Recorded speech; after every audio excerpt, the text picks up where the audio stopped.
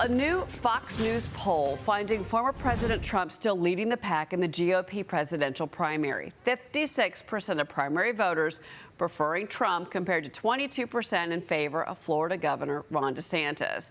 And in the never vote list, former Vice President Mike Pence is at the top. 35% of those same Republican voters say they'd never vote for the vice president, while only 13% say they would never vote for Trump. This is the never vote poll. Joining me now is former special assistant to President Trump and America First Policy Institute Chief Communications Director Marc Lotter.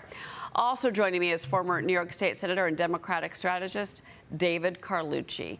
Good morning, gentlemen, to both of you. Marc, I want to start with you. These poll numbers have been really fascinating because President Trump, after not one but two full-blown indictments, first in New York and then the federal indictment, gains ground in the polls. How do you explain that?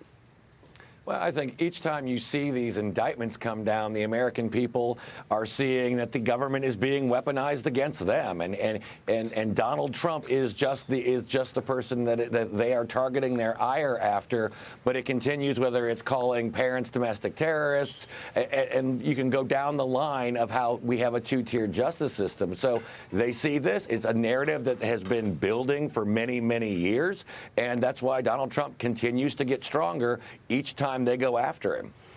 But David, he faces 37 federal charges over the classified documents. These are serious charges. There's also now more of an escalation with regards to Georgia. Maybe those that are, responding to these polls aren't really kept up on the fact that there is more coming against the former president. Still, he continues to build and build. What's going on in your opinion? Yeah, I think we can all learn something from President Donald Trump as political strategists. He's been masterful at rebuilding the Republican Party, at gaining support, and really digging in that support from the right. However, and that's what the poll shows. But I think the problem will ultimately be that it's gaining Republican support, but ultimately it will lose the general election. Look, Donald Trump, he won in 2016, but has been on a losing streak since then, whether it's himself or candidates that he supported. So it's one thing to see, hey, how do you win a primary? Hey, Donald Trump has been masterful. However, how do you win the general? I think that's still open for debate, but I believe he's going to lose in 2024.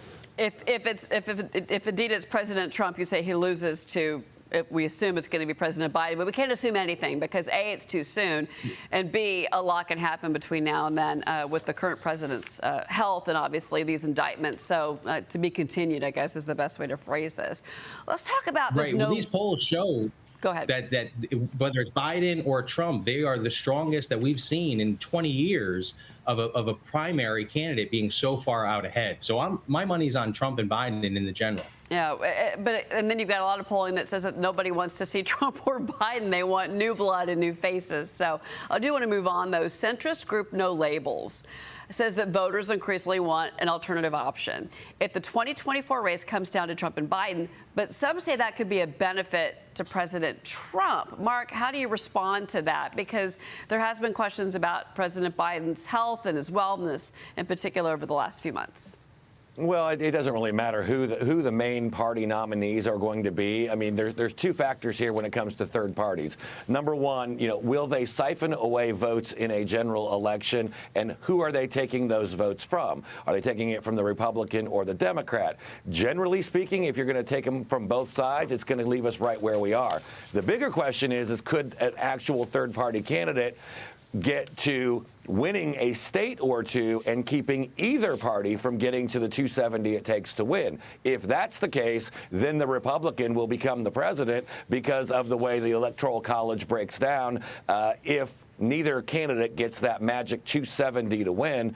So I think right now, if there's a third party, it benefits President Trump, both in terms of who they would take it away from, the votes from in a general election, or if they were to actually pull off the unlikely and win a state, that just helps the president as well, too. Well, David, let's go back, and you can look to the Ross Perot time in the nation's history. And here are all of the candidates. And again, I think the question mark here in particular on the GOP side, I realize you're a Democrat, but on the GOP side that, a lot of this can split the vote between those that don't support President Trump ends up gaining in the primary. But David, on the other side of this, you do have challenges to President Biden. And I think that the polling has been very surprising, in particular when it comes to Robert Kennedy Jr., who has gained ground. And remember, President Biden, his name is not going to be on a couple of states, which caused a lot of controversy. Why would you not want your main candidate's name on a state? Why have that box unchecked for President Biden? But I guess that's their strategy.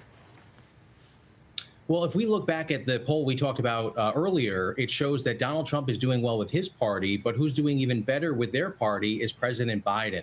Even with RFK and some other candidates popping their head up, Biden is in really good shape.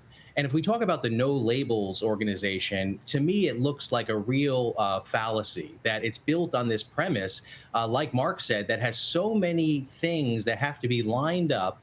They have to increase voter turnout. They have to win over partisan votes. They have to get on the ballots. They have to get 37% nationwide if they're going to move forward with their plan. Allegedly, that's what they're saying.